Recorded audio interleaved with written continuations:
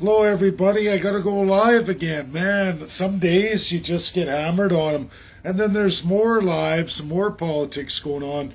So, politicians doing lives. I just sat in with Candice Bergen and James Cummings downtown Edmonton. So, him and Candice shot together video, something I like to do, and they did that live. And they answered my question. So, it was on constitutionalism. Can we do federal constitutional amendments and or design provincial constitutions? Would CPC be interested in that? Further, would Aaron O'Toole go now with Northern Gateway and Energy East, knowing what we know with how the USA is responding, knowing what they're doing with Saudi Arabia and Iran? And, I don't hate them, either of them, right? I understand they're in the whip. But it was clear they both answered, and they said it would be absolutely detrimental for their party right now, too divisive across Canada. And what I don't understand about that, and then there's no time. They don't have any time to look at any constitutionalism. There's just no time. And here's the thing, everybody. Since 1867, we've had nothing but time to have constitutions designed for the provinces. It was extremely important by the states in the United States. Many of them didn't even join the Union without that constitution. Many held back from joining the Union until they had their constitution done. There's the original 13. They made constitutions, which many of those original 13 have amended many, many times. Because they grow, they achieve, they get smarter. We talk about radical spending, radical borrowing. There will be, absolutely, and I promise you all this, there will be no fiscal management by any government you elect in the autocratic system until each and every province has a constitution.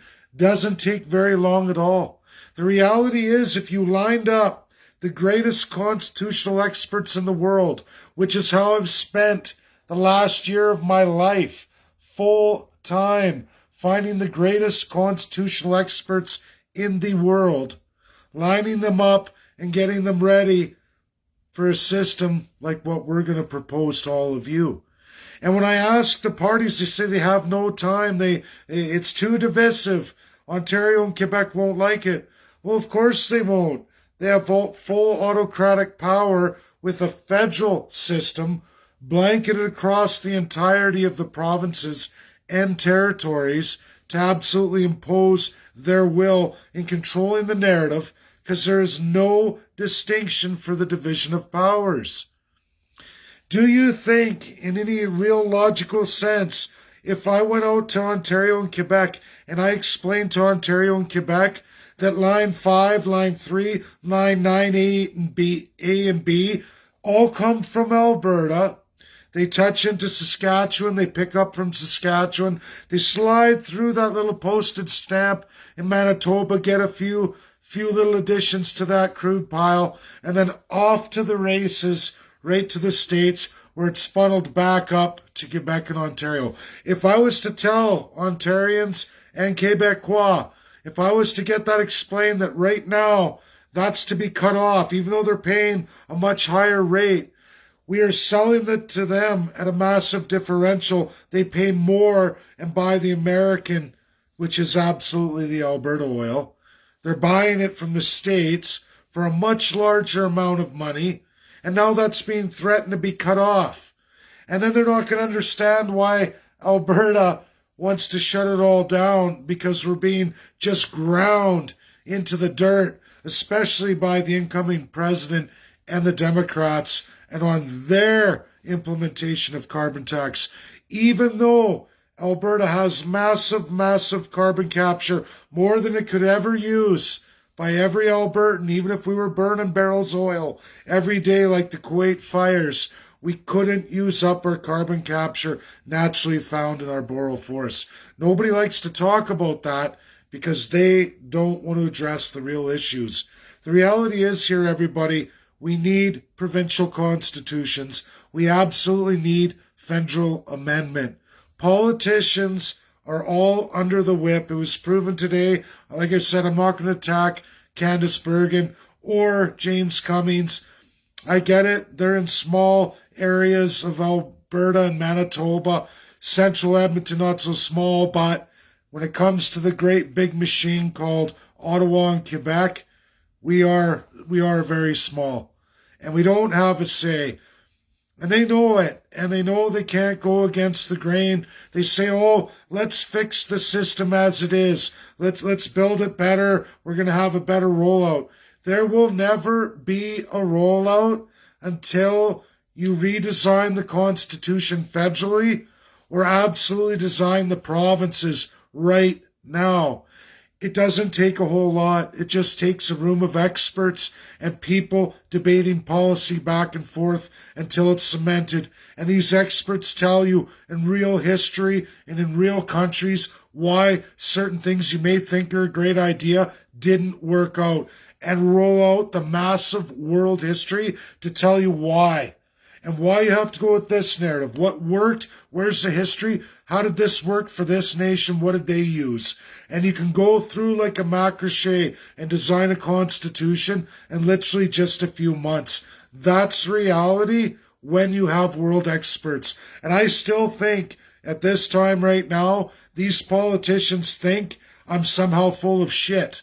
They think I can't do what I promise all of you I can do. And I absolutely have done this work. I've went out there in a monumental amount of time, reaching out to so many professionals, little by little, but it stacks up if you stay with it until all of a sudden you're sitting there with something so great, something ready for all of you. And I guess our answer is clear. Even our MPs for CPC, the best that we could have, and I don't, like I said, I have nothing against James or Candice. They don't want to take it on. They say there's no time, even though we've had nothing but time since 1867. But apparently no government has time to enshrine your rights or set rules of governance. It's only important in democratic countries, not Canada. You can trust individual politicians, especially the ones on a limited privy council. You can trust them to do what's right for you, even though none of them are on that council. And you're sitting there going, what? Yeah, none of you. None of them are representing you there. Their voice is going heard. They collect their checks. I get it. They try to have town halls. They try to reach out. But they're never, ever going to make time to ever sell a narrative that will lose Quebec and Ontario. Just imagine everybody for 1 minute winning everything but Quebec and Ontario. Let's just put that there.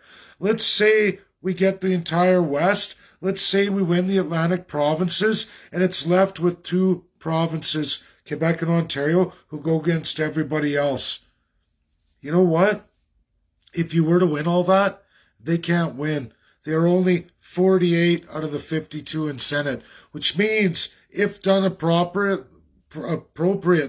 with that 48, against 105, none of their bills would ever pass, no matter which government elected.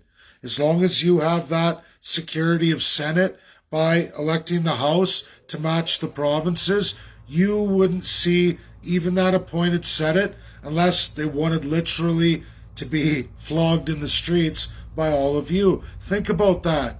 Your province mandates something and your provincial senators go absolutely against you. That would be the end all and be all. That's where I see a lot of things that have to be done. These narratives have to go, and we could actually expose things for as they are and absolutely hold everybody to account. Taking down one brick at a time from this solid foundation, this solid, basically it's a castle, a solid castle where they're all behind it and you're all the peasants outside and the gates are shut and they say, oh no, we can't let you in here. But yet the hordes come and they destroy all of you. We can get into that castle, we can take it apart brick by brick, There's a way. We have the Rams and the ability to do it, and that's what we have to do. And that's what I'm going to do. It reinforces exactly what I said. And for anyone who's looking, just go look at James Cummings' video live. Look him up. You'll find it. Or Candace Bergen, she did it too. You'll see my question and comments. And I am the Dave they answered, obviously, on constitutionalism. And you can see where they just absolutely dismiss it like it's not an agenda item at all. You and the rest of all Canadians are not to have any kind of we the people power, even though it is an absolute division of power. Should have been done post 1867 and should have been done upon each and every province from thereafter coming into Confederation. But not a one was done, not one provincial, because it was imposed on you. The world knows about imposed constitutions. Russia and USA did it too. But I promise you all, we can change this narrative. That colonialism they're hiding behind is not legal in this world today. We have absolutely the international community to support us. This is the non-violent evolution, not revolution, we can all do together. And it only takes one federal party. That's all it takes. And that's what we're going to do here, guys. So hang on. It's too bad CPC's not ready to look at any of this. They're never going to. It's not a surprise. And I don't believe that either James Cummings or Candace Bergen, as much as I respect her too, could ever get it done. Because the machine of Aaron O'Toole and that inside party machine, absolutely grounded in Ottawa and Quebec, is never ever going to yield anything that's viable for anything called a country of Canada. We are literally the colonies of that upper and lower Canada. They never want to change it, and you, the people, can only change it by getting active. Support the CCP, Canadian Constitutionalist Party, by putting your name to pen and paper. Look forward to me in Ontario and Quebec and any other provinces I pass through. Take some sheets off me. Get people signed up. This is absolutely what we have to do. And I promise you, best experts in the world who are not just going to say, oh no, I'm not doing this.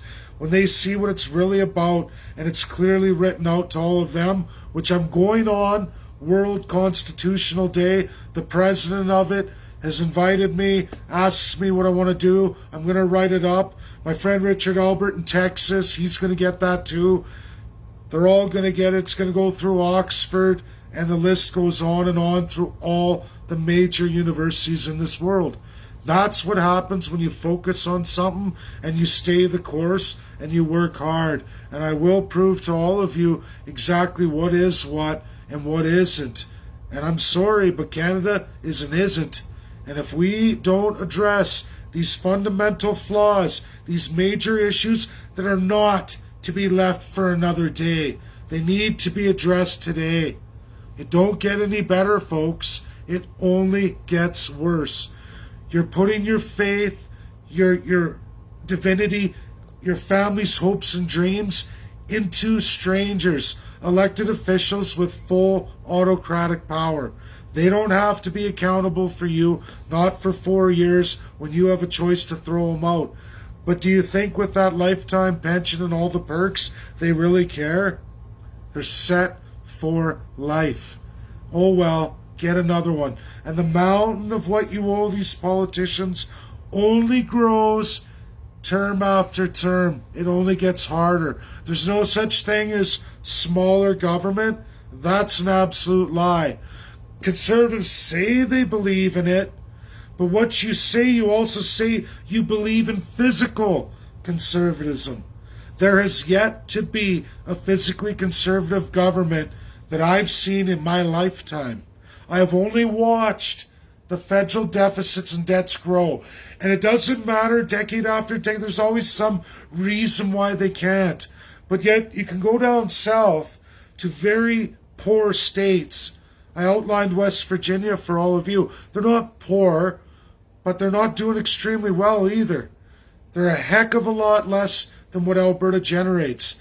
And they by no means compare in any sense of the word to the absolute deficit and debt Alberta holds.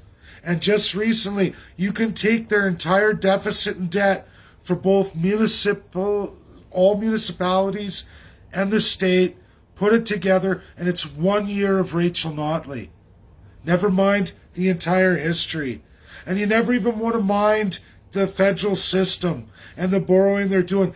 Everybody is running off at Joe Biden's $1.9 trillion debt he's taking on. That's for 325 million people. Canada is doing $3 trillion. $1 trillion for 38 million people. Do the math, times 9.